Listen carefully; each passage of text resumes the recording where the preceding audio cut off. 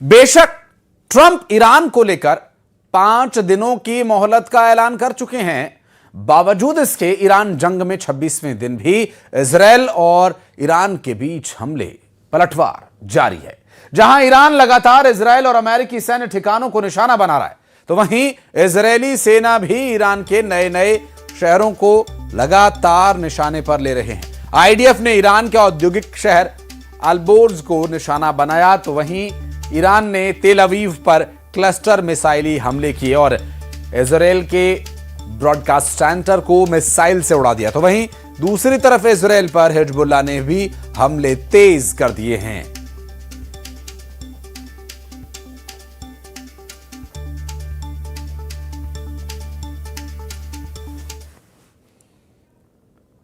Iran ने Trump का cease fire offer ठुकराने के बाद इजरायल पर एक बड़ा हमला बोला। तेल अवीव और हाइफा में कई मिलिट्री अड्डों पर मिसाइलों और ड्रोन से अटैक किया गया। तो वहीं लारीजानी के बाद अब ईरान को नया एनएसए मिल गया है और इस नए कमांडर को खत्म करने के लिए इजरायल ने 2 घंटे का ऑपरेशन लॉन्च कर दिया है।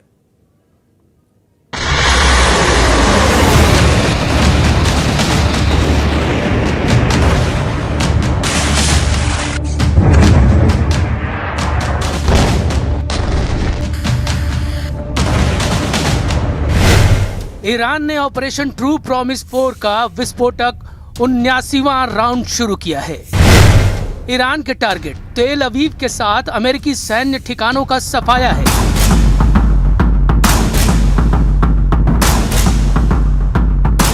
ट्रंप 5 दिन शांति चाहते थे, ईरान ने उन्हें 50 मिनट भी नहीं दिए। युद्ध में जब सब कुछ ईरान के हिसाब से चल रहा है, तो वो किसी को शांति से बैठने देने के लिए तैयार नहीं।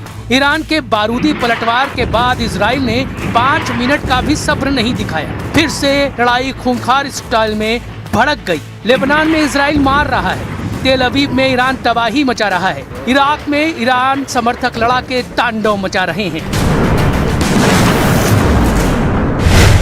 ईरान ने मिसाइलों से तेल अवीव के कई इलाकों में भारी तबाही मचाई है, जिससे इमारतों को बड़ा नुकसान हुआ है और कम से कम 4 लोग मारे गए हैं। वहीं इजराइल ने पूरे लेबनान में हमले किए हैं, जिसमें बशामोन शहर में 2 लोगों की मौत हो गई है। इजराइल ने ईरान के खुर्रम शहर पावर प्लांट में पाइपलाइन पर धमाका कर भारी नुकसान पहुंचाया है। ईरान के रेवोल्यूशनरी लड़ाकू ने भी जबरदस्त पलटवार कर रखा है। इजराइल में तबाही की फिल्म ईरान दिखाने लगा है। ये ड्रोन वीडियो ईरान ने रिलीज किया है, जिसमें तेल अवीव की बर्बादी के दृश्य हैं। ड्रोन वीडियो में मिसाइल धमाकों से खंडहर बनी इमारतें और कबाड़ बनी गाड़ियां देखी जा सकती हैं। ट्रंप के पीस ऑफर को ईरान ने मिसाइल धमाकों से खारिज कर दिया है। रेवोल्यूशनरी लड़ाकों ने वॉर स्टेटमेंट नंबर 46 रिलीज किया है, जिसमें कहा गया है कि इजराइल ने रेड लाइन क्रॉस कर दी है, जिसका भयानक बदला लिया जाएगा। ये ऐलान ट्रंप के 5 दिन शांति बनाए रखने वाले बयान के बाद किया गया है। यूएस मिलिट्री के सेंट्रल कमांड के चीफ ने आरोप लगाया है कि ईरान मिलिट्री टारगेट की जगह अब सिविलियन पर हमले करने लगा है। ईरान इंटरनेशनल को दिए इंटरव्यू में एडमिरल ब्रैड कूपर ने कहा कि ईरान में फिलहाल तख्ता पलट का कोई आसार नहीं है, क्योंकि ईरान की जनता सड़कों पर आने के लिए तैयार नहीं। ब्रैड कूपर ने आरोप लगाया है कि रेवोल्यूशनरी गार्ड नागरिकों को ढाल की तरह इस्तेमाल कर रहे हैं। They need to stop putting the wonderful Iranian people at risk by firing missiles and drones from inside populated areas. I've seen it with my own eyes. They continue to do this. They have no care for the people. Iran जिस तरह से attack mode में है, उससे Trump खुद को 5 दिन हमला करने से रोक पाएंगे, इसके आसार कम है, क्योंकि जिन मोहम्मद बागेर गलीबाफ से ट्रंप सीज फायर डील को फाइनल करना चाह रहे हैं, उन्होंने बैकफायर कर दिया है। ट्रंप ने दावा किया कि ईरान के टॉप लीडर से उनकी डील फाइनल होने वाली है। अमेरिका के न्यूज आउटलेट एक्सियोस ने व्हाइट हाउस के हवाले से बताया कि ट्रंप सरकार ईरान के संसद के स्पीकर मोहम्मद बागेर गलीबाफ को कॉन्फिडेंस में ले चुकी है। रिपोर्ट में ये तक कहा गया कि गलीबाफ से बातचीत करने के लिए अमेरिका के उपराष्ट्रपति जेडी वेंस को भेजने की तैयारी है। खबर है कि ट्रंप ने रेवोल्यूशनरी गार्ड के पूर्व लड़ाका को ईरान का नया सुप्रीम लीडर बनाने का ऑफर तक दिया है। ट्रंप दावा कर रहे हैं कि वो ईरान के सबसे इज्जतदार लीडर से डील कर रहे हैं। Steve Witkoff speaking with Mr. President. Speaking with in Iran. A top person. Don't forget, we've wiped out the leadership phase 1, phase 2, and largely phase 3.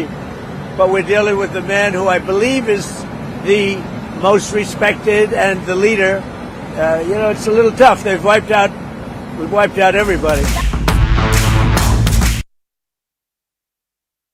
Iran के कालिबाफ पर किए ट्रंप के दावों को फेक न्यूज कहा गया। अब सच कौन बोल रहा है, झूठ कौन बोल रहा है, कुछ पता नहीं।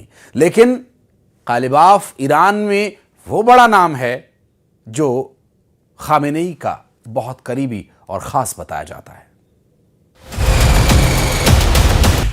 ट्रंप जिस टॉप लीडर से डील की उम्मीद पाले बैठे हैं वो उनका मूड खराब करने वाला बयान दे रहे हैं। बागेर कालिबाफ ने दावा किया कि उन्होंने किसी से कोई बात नहीं की है। सोशल मीडिया पोस्ट में कालिबाफ ने लिखा, ईरान की जनता हमलावरों को सजा देने की मांग करती है। इस लक्ष्य को हासिल किए जाने तक ईरान के सभी कमांडर और लीडर अपने सुप्रीम लीडर के साथ मजबूती से खड़े हैं।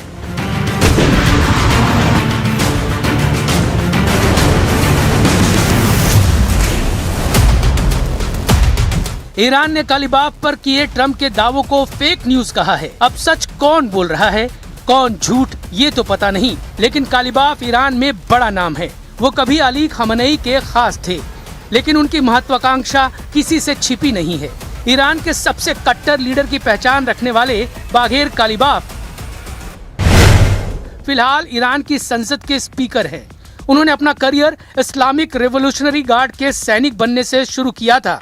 सैनिक से प्रमोट होकर वो IRGC में जनरल के ओहदे तक पहुंचे। सेना से रिटायरमेंट के बाद कालिबाफ ने तेहरान के मेयर का चुनाव जीता। इसके बाद वो 2 बार राष्ट्रपति पद का चुनाव लड़ चुके हैं। 2013 में बागेर कालिबाफ हसन रूहानी से प्रेसिडेंट इलेक्शन में हारे। फिर 2024 के राष्ट्रपति चुनाव में उन्हें मसूद पेजेश्कियन ने शिकस्त दी।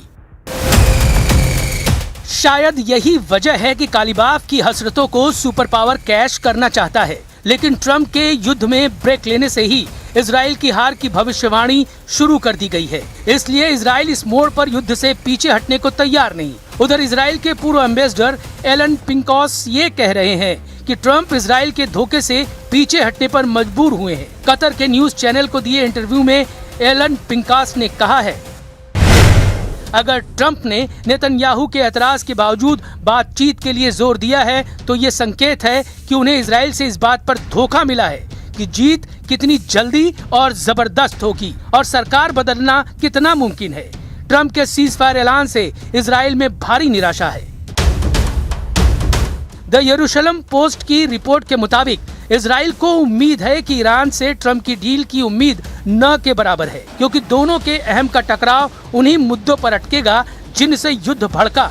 इसी वजह से इजराइल हमलों की रफ्तार कम करने के लिए तैयार नहीं है। ट्रंप के रोकने के बाद भी इजराइल ने सभी फ्रंट एक्टिव कर रखे हैं। עשה טעות קשה מאוד שתקף את ישראל בשליחות משטר הטרור האיראני, והוא משלם וישלם על כך מחיר כבד. ממשלת לבנון התחייבה לפרק את החיזבאללה מנשקו בדרום לבנון, בכל לבנון, ולא עשה כלום. इजराइल का प्लान ईरान अच्छी तरह से जानता है, इसलिए अली लारिजानी की पोस्ट पर नया वॉर कमांडर चुन लिया गया है। ईरान की सुप्रीम नेशनल सिक्योरिटी काउंसिल के नए सचिव मोहम्मद बाक़िर जुल्कद्र बनाए गए हैं। ईरानी राष्ट्रपति के कम्युनिकेशन डिपार्टमेंट के अधिकारी ने सोशल मीडिया पर जुल्कद्र की तैनाती की जानकारी दी है। Bagher Zolghadr Islamic Revolutionary Guard Corps के कमांडर रह चुके हैं। 1989 की इस्लामिक क्रांति से पहले जुल्कद्र मंसूरन ग्रुप से जुड़े थे। ईरान के परमाणु और मिसाइल प्रोग्राम से जुड़े रहे जुल्कद्र पर यूएन ने प्रतिबंध लगा रखा है। ईरान की लीडरशिप को यकीन है कि वो लीड ले चुके हैं। खाड़ी देशों ने ट्रंप को क्लियर मैसेज दिया है कि युद्ध का अब एक एक दिन उन पर भारी पड़ रहा है। हॉर्मुज पर ईरान की नाकाबंदी खाड़ी मुल्कों की कंगाली की वजह बनने लगी है। अमेरिका को एहसास हो रहा है कि युद्ध उसके लिए हानिकारक है, लेकिन इजराइल का मकसद अभी पूरा नहीं हुआ है। ईरान में न सरकार बदली है, न ही ईरान के हथियारों के गोदाम खाली हुए हैं। ऐसे में ट्रंप के 5 दिन की कसम कायम रहने के चांस बेहद कम हैं।